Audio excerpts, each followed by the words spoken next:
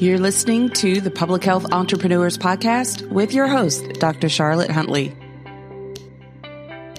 Greetings, everyone, and thank you for joining me on this episode. Now, on this episode, we typically cover topics of interest for professionals who are at this intersection of public health and entrepreneurship. And this episode is definitely in line with those type of topics. My name is Dr. Charlotte Huntley, and I'm thrilled that you've decided to tune into this episode.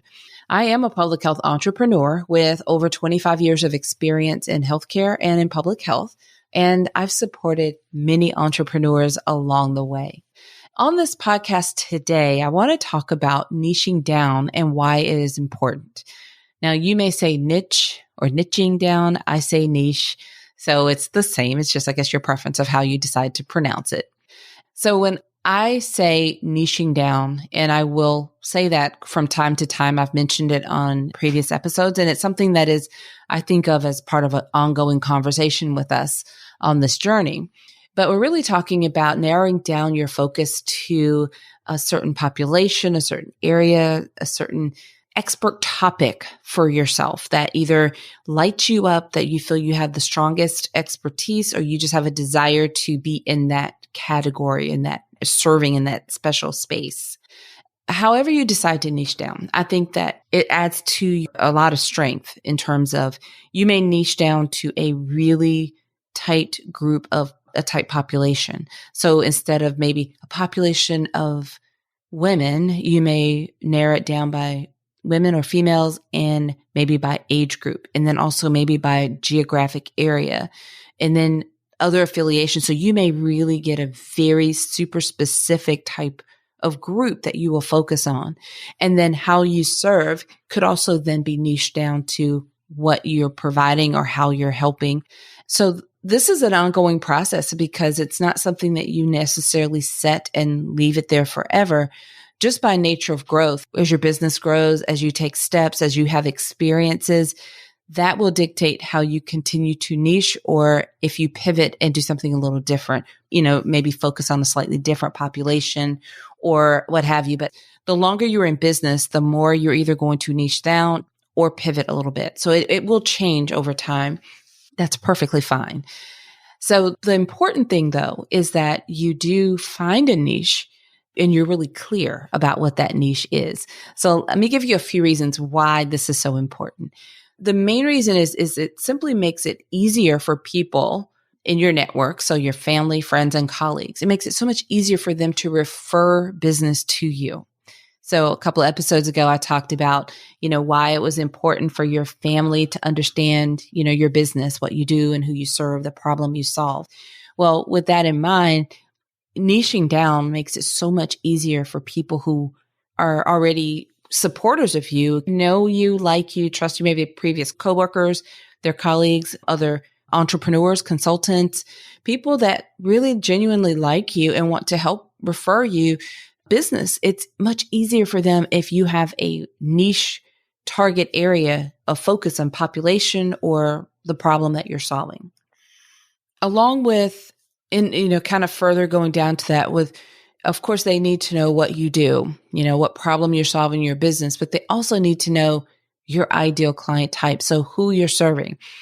For myself, I often say we serve large nonprofit organizations who are serving BIPOC communities. So Black, Indigenous people of color. That's a very specific population and a very specific type of organization. So they are large nonprofits and they are specifically serving and supporting these types of communities. So when I describe them that way, then people know I'm not talking about a brand new startup nonprofit organization or a nonprofit organization that is serving a different community other than what I've just described. So it makes it really easy for your friends and family members and colleagues to refer you business if you are niche down. Maybe it's the type of problem that you solve or the type of work you do or some combination. Like I said before, it just makes it super easy. You actually become top of mind when your niche is mentioned. So I'll give you a few examples of some kind of niche areas, and you may think of somebody that that already does this specific type of work. So if we say that we're looking for, someone who does instructional design? Does anyone come to mind for you? I know a few colleagues who are consultants, and that's what they do, instructional design. And so right away, if someone was to say that that's what they needed, I would be thinking about them or trying to connect them. What about community research?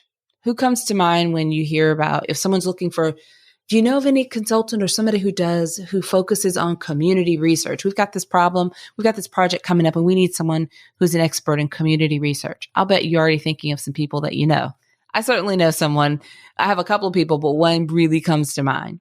What about if someone says, I work with this organization and they really need someone to help with data analysis. I work with this nonprofit organization that is serving the Black community, and they need some help with someone who has a strong background in data analysis or epidemiology. Who comes to mind for you? Hopefully I've come to your mind. But you know what I mean? Like when you hear these things, what about community needs assessments?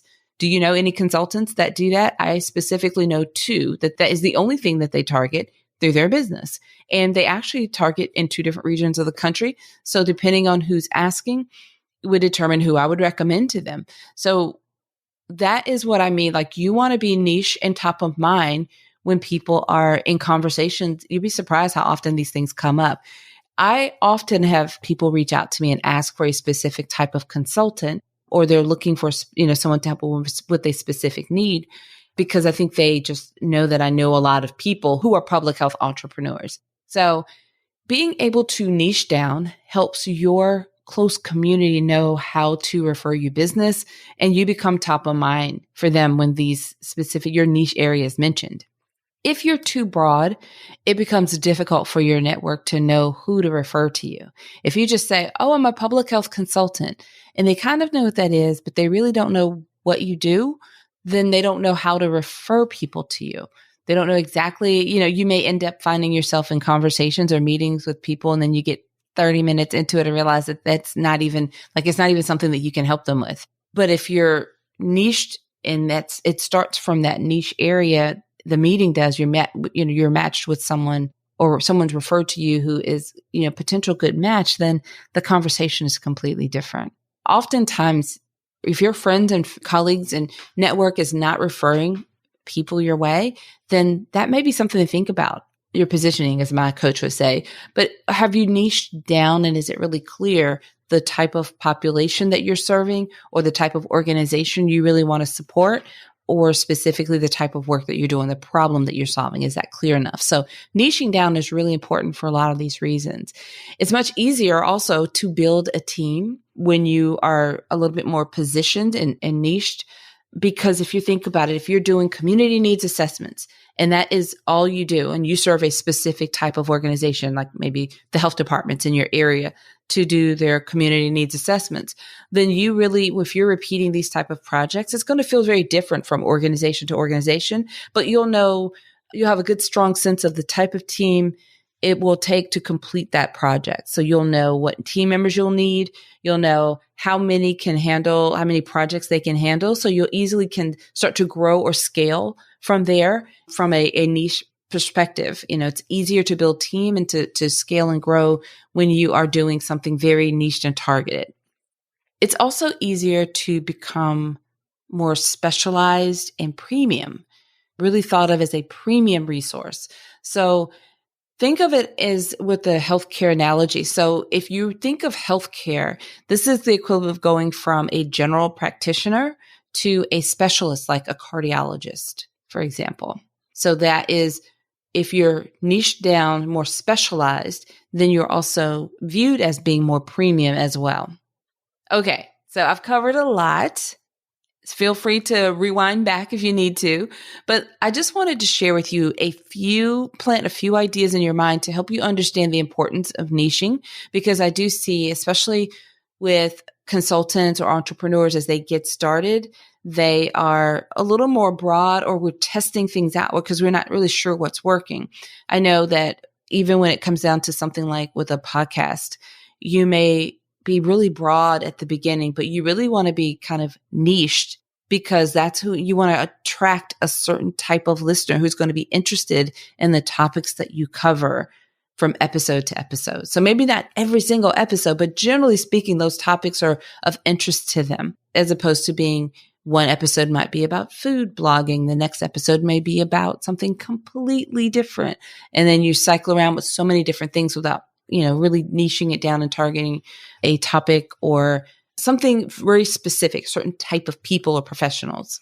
So we do a lot of this type of work in our mastermind program because it's one of the important things as our members of the program, those that are really growing their business and they've gotten past that initial, when you first get those handful of clients at the beginning, you're busy, you're doing all sorts of work, and then you start to want to niche down because you realize, I don't want to do as much of this project anymore, but I love this one over here. I want to do more of that. So you kind of go through that phase, and then a lot of times they're feeling a little overwhelmed because they're super busy and they want to know, how do I specialize a little bit more? So we go through these exercises and really helping people to niche down.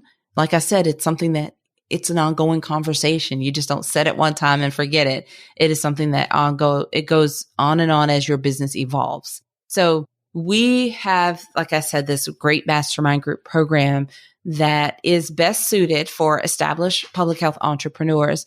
We work together online and we also gather together in person twice a year. And it's for a 2-day retreat each time. So we have entrepreneurs from all over the US, all different types of business models, but we're all under this public health umbrella. So enrollment is open twice a year, and we only invite those people who have submitted an application. So if you are interested and you think you might like to know more about this and perhaps apply, then we invite you to visit publichealthentrepreneurs.com. You can learn all about the Mastermind Group program and submit your application. We will follow up with you and make sure that all of your questions are answered. And if it's a good fit, then we invite you to join us during that open enrollment time. You can find the links to our site also in the description for this episode. All right, everyone. Until next time, have a fantastic rest of your day. Thank you for listening. Visit publichealthentrepreneurs.com to learn more.